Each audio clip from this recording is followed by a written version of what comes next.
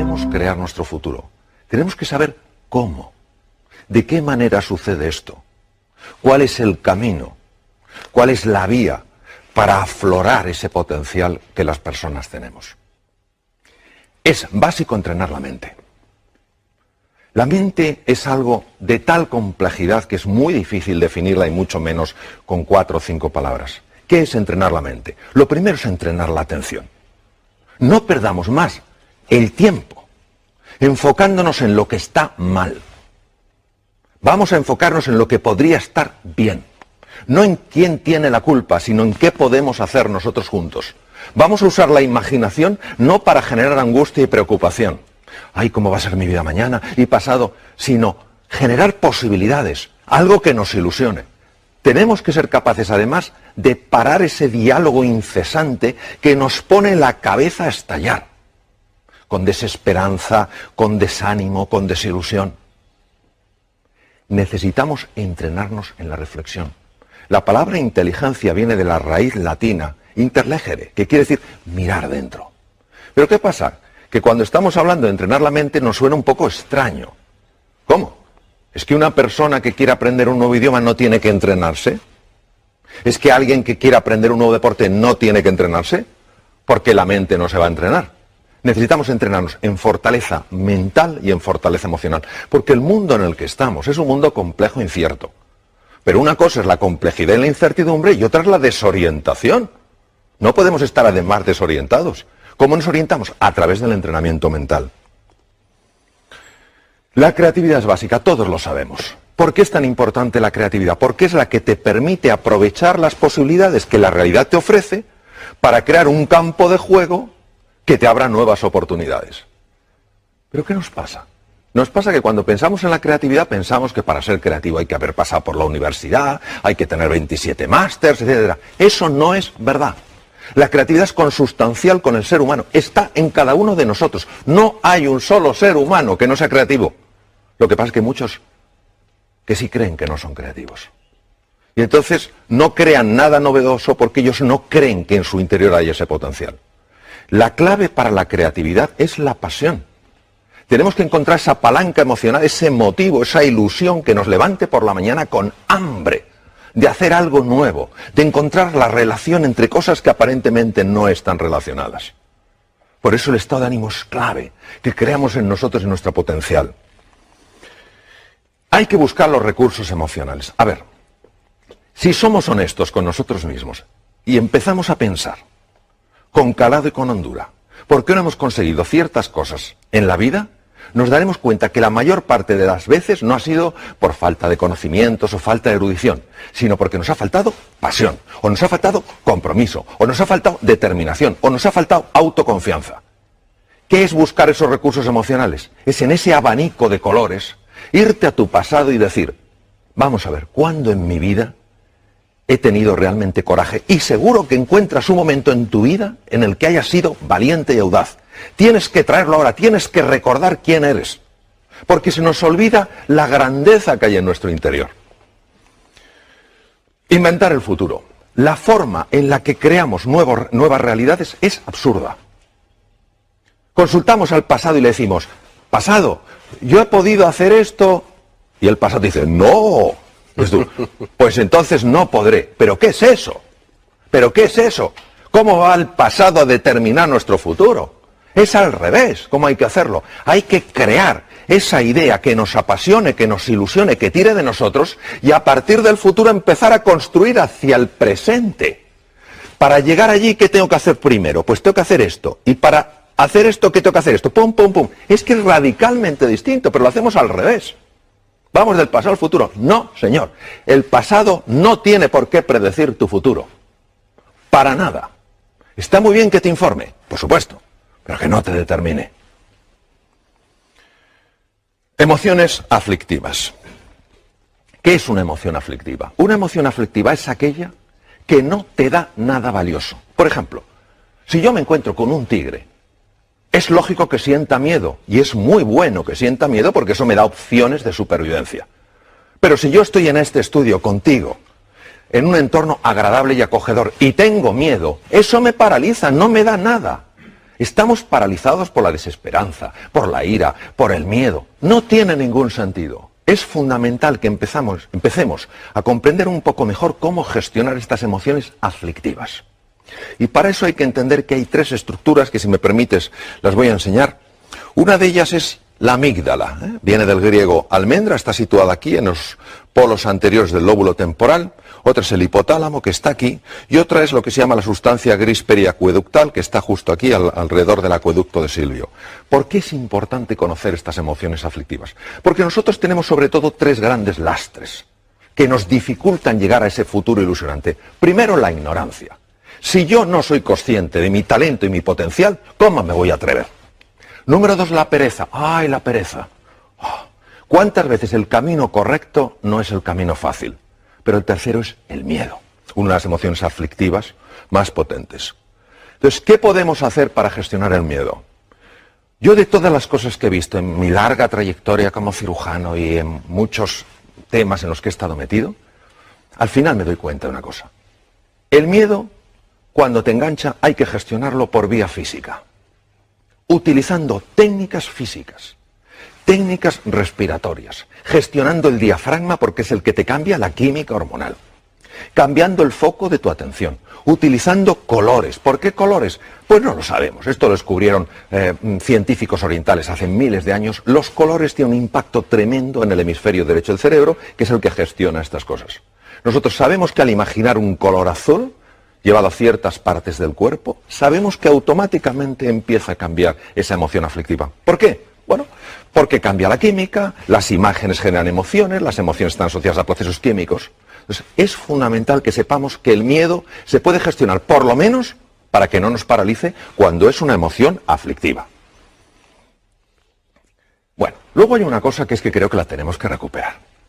Nos hemos pensado que los éxitos suceden solos. Se ha perdido la cultura del esfuerzo, la cultura del trabajo. A ver, yo a veces me quedo impresionado cuando dicen, aprenda usted inglés en 3 meses, mientras duerme y por supuesto sin esfuerzo. Pero ¿cómo se va a creer uno eso? Pero nos gusta tanto la fórmula, la receta mágica, lo quiero, es mío. Pues no funciona. Probablemente el inventor más prolífico que existió nunca, Thomas Alva Edison, dijo, el genio es 1% inspiración y 99% trabajo, transpiración, sudar. Entonces, ¿qué quiere decir? Esto es como una goma. Hay que dejar que se tense. Es el momento en que nos cuesta las cosas y tenemos que seguir. No tiremos la toalla.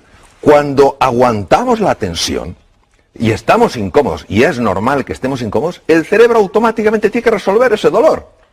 Porque su misión es evitar el dolor. ¿Cómo lo resuelve? Abre la ventana de la inteligencia y de la creatividad.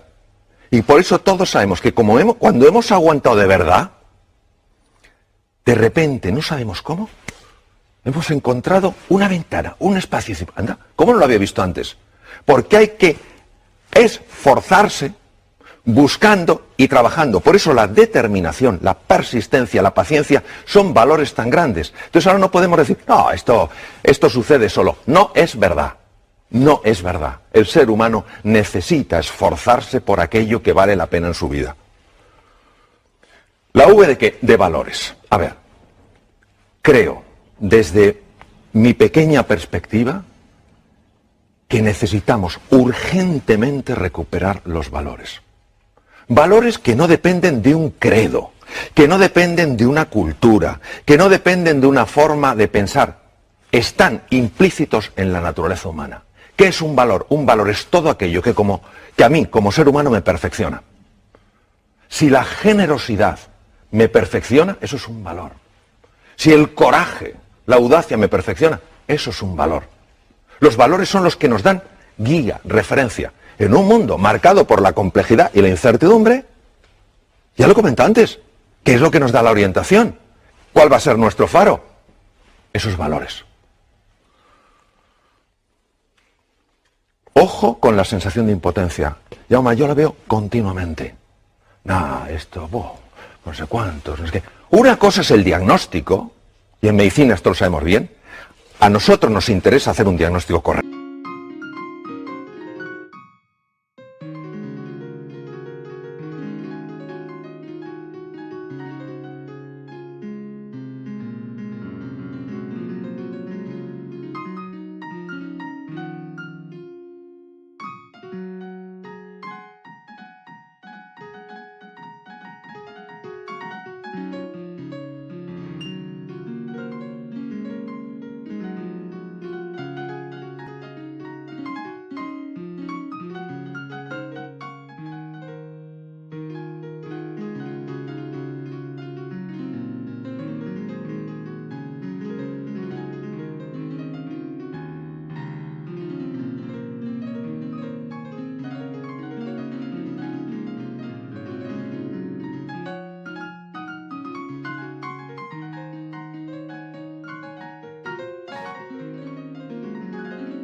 A ver, si yo tengo una enfermedad seria y voy al médico, el médico me dice, no se preocupe, es un catarrillo. Yo digo, es que médico más simpático, pero no me ha ayudado a nada. Yo prefiero que me diga, mire, tiene usted una neumonía, es un diagnóstico más duro que un catarro, pero porque hacemos el diagnóstico correcto le podemos curar. Bien, el diagnóstico actual es un diagnóstico serio. La situación actual del mundo es seria y es compleja. No lo podemos negar, no podemos ser como el avestruz, aunque eso no lo hacen las avestruces, lo de hacer un agujero, no hay un avestruz así de tonta en toda África, vamos, que meta la cabeza bajo tierra, ni de broma. Pero claro, de acuerdo, tenemos un diagnóstico, luego hay un pronóstico. ¿Qué es el pronóstico? El pronóstico es lo que los expertos dicen sobre eso. El médico te puede decir como experto, tiene usted una neumonía, con el antibiótico adecuado, los antibióticos adecuados, pues en una semana usted se cura. Eso es el pronóstico. Y otra cosa es el veredicto. El veredicto no lo puede dar nadie. ¿Por qué? Porque entre el diagnóstico y el pronóstico y el veredicto hay un espacio enorme. ¿Cuál? El uso de mi libertad y de mi potencialidad como ser humano. Todavía me acuerdo de una persona en el Memorial de Nueva York, uno de los mejores hospitales del mundo, unos 2 mejores, tenía un carcinoma pulmonar, una variedad muy severa y muy avanzada. Le dijeron, tiene usted 3 meses de vida. Diagnóstico era correcto, carcinoma pulmonar en un estadio muy avanzado. Pronóstico, desde el punto de vista estadístico, usted tiene 3 meses de vida, pero se lo dijeron como un veredicto, usted tiene 3 meses de vida. Y este señor dijo, lo siento, compro su diagnóstico, compro su pronóstico, pero no su veredicto. Tengo demasiadas cosas que hacer. Vivió 3 años. Entonces, esto no es sencillamente un caso extraño. ¿Qué es lo que nos perdemos? Nos perdemos lo que puede emerger del ser humano cuando ese ser humano dice, ahora yo, ahora me toca a mí. Esta es la historia de Sísifo, condenado por Zeus, un dios más bien poco piadoso, a subir una piedra. Y cuando la había llevado a lo alto de la colina, la propia piedra bajaba y él volvía a hacerlo. Esto lo estoy viendo continuamente, la sensación de desesperanza. Haga lo que haga, para nada sirve. ¡Claro que sirve! ¿Cómo no va a servir? De hecho, es lo único que sirve. Pero si tú crees que no sirve, dejarás de esforzarte como te puedes esforzar. Y entonces se cae en la desesperanza. Este es el drama de hoy. El drama de hoy no es ya la dificultad que hay, que es real, sino nuestra sensación de impotencia que le está acompañando. Uno se pregunta, ¿por qué tuvo tanto impacto esta película durante la Segunda Guerra Mundial? Porque habla de las creencias. Son 3 personajes que van con Dorothy, cada uno se ve limitado por algo. Y hay un mago que se supone que es un ser enorme, con unas voces tremendas, y al final se dan cuenta que es un hombre con una megafonía.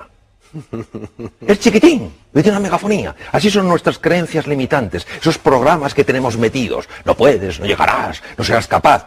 Pero si esos son puras entelequias. Lo que pasa es que las vivimos como reales.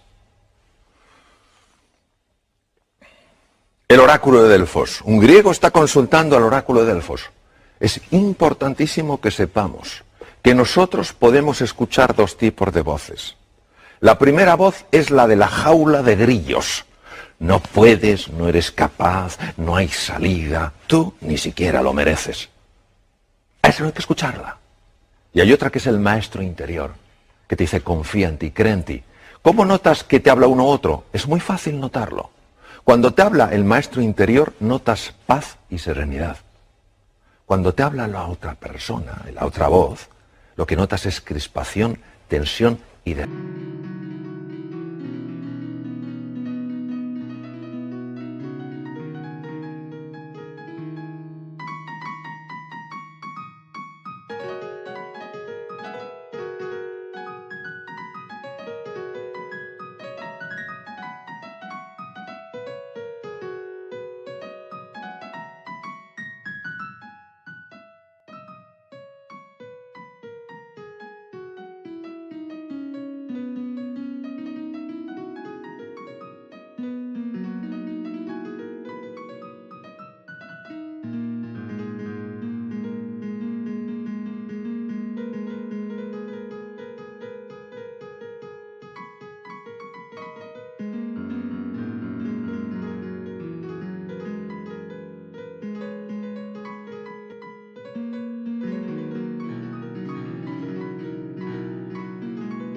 desánimo. Es fundamental que prestemos atención a la voz que nos ayuda, no a la que nos anula. Bueno, esto a mí como médico me impacta profundamente. La actitud, ¿qué es la actitud? La actitud es cómo me posiciono yo frente a una realidad. Está más que demostrado médicamente que la actitud de una persona frente a una enfermedad afecta a todos estos niveles. Los linfocitos, ¿qué son linfocitos? Células que atacan bacterias, virus, tumores. Células fagocíticas, los fagocitos, lo mismo, los engloban de otra manera. Macrófagos, son el servicio de limpieza del organismo. Se ingieren, destruyen todos esos detritus para que no se infecten. Anticuerpos, fibroblastos, generadores de la cicatriz. Todo esto es afectado por la actitud y uno dirá, pero ¿cómo es posible? Porque la actitud afecta mis emociones. Mis emociones son procesos químicos y todas estas células que vemos en la pantalla tienen receptores para esas moléculas. Claro, no es lo mismo que a un linfocito que tiene que pelear con una bacteria se le pegue la molécula del entusiasmo que la del desánimo. Porque imagínate un linfocito acercándose a una bacteria con la molécula del desánimo y el propio linfocito, claro, en el lenguaje linfocítico diciendo, oh, yo con esta bacteria no tengo nada que hacer, yo me voy. Pero es que es así, es decir, lo digo en un plan un poco desenfadado, pero es que es así, es que se ha demostrado que estas células reaccionan de manera radicalmente diferente según las moléculas de la emoción que se ajusten. Nelson Mandela, se puede aprender tanto de este hombre, que podía haber odiado tanto a sus carceleros. Tanto, tenía tantas razones. Y lo único que le importó es la reconciliación. Y él decía que la última libertad, la que nunca te quitarán, es tu libertad interior, tu libertad creativa. Claro que la libertad para moverte, esa te la pueden quitar. De hecho, él estuvo encarcelado 27 años en Robben Island. Pero tu libertad interior, ¿cómo quieres tú posicionarte frente a algo? Él eligió posicionarse no desde el odio, sino desde la voluntad de la reconciliación. Porque él sabía que no era el único prisionero, sabía que sus propios carceleros eran prisioneros de su propio odio. Vaya mensaje.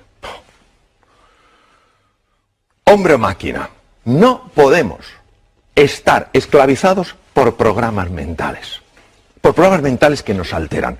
No somos criaturas que solo reaccionemos, que nos pinchan y quitamos el brazo, que nos queman y quitamos el otro brazo.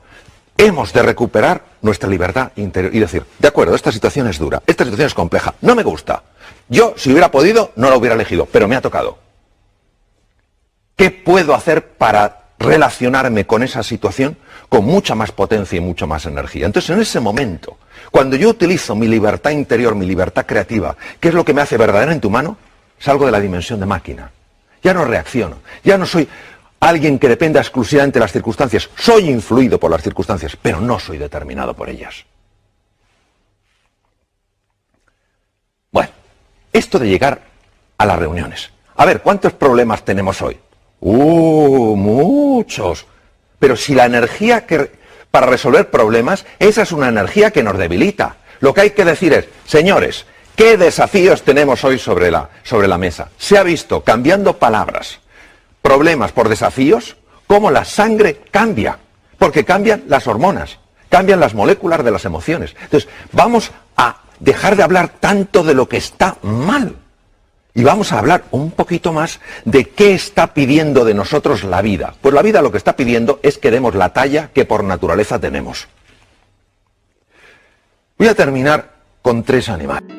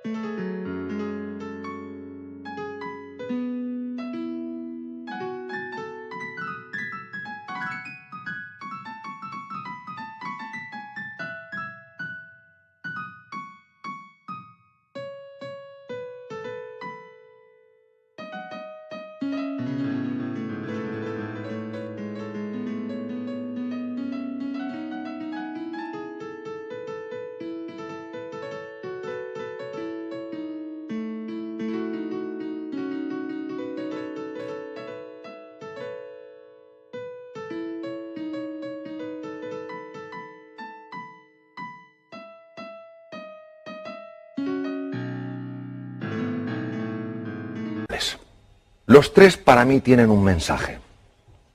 Adoro la naturaleza. Adoro la naturaleza. El águila tiene visión. Visión de alcance. No nos podemos quedar con la superficie, hay que ir más allá. No podemos tener una visión superficial, tenemos que ir con más profundidad. No podemos tener una visión estrecha, tenemos que ver una visión más ancha. Es un mundo ya todo conectado. La ley de sistemas está presente. Claro, esto llama a ese entrenamiento de la mirada, a mirar las cosas de una manera desacostumbrada. Segundo, el león. ¿Por qué el león duerme 2/3 partes del día? Uno dirá, porque tiene mucho sueño. No digo que no, pero porque confía en él, porque confía en la vida, porque confía en los demás. Es la confianza. Y el tercero es el actuar estratégicamente. A ver, todo esto, si solo se queda en un revulsivo emocional, en algo que me ilusiona, en algo que me entusiasma, pero no cojo yo y digo, y ahora me toca a mí dar el primer paso, no sirve para nada. Entonces, la actuación estratégica, es decir, bueno, quiero llegar aquí, ¿qué 4, 5, 6 cosas puedo poner en marcha simultáneamente para encaminarme? Si realmente nosotros creemos que podemos, vamos a subir muchísimo las posibilidades de poder. En la vida, Jaume, tú lo sabes igual que yo, solo tenemos una seguridad. En un momento determinado nos vamos a otra dimensión. Ahora, nosotros podemos jugar con más posibilidades. De eso se trata. Creyendo más en nosotros, en todos nosotros, y poniéndonos en marcha como aquellos que creen, desde luego es así como inventamos nuestro futuro.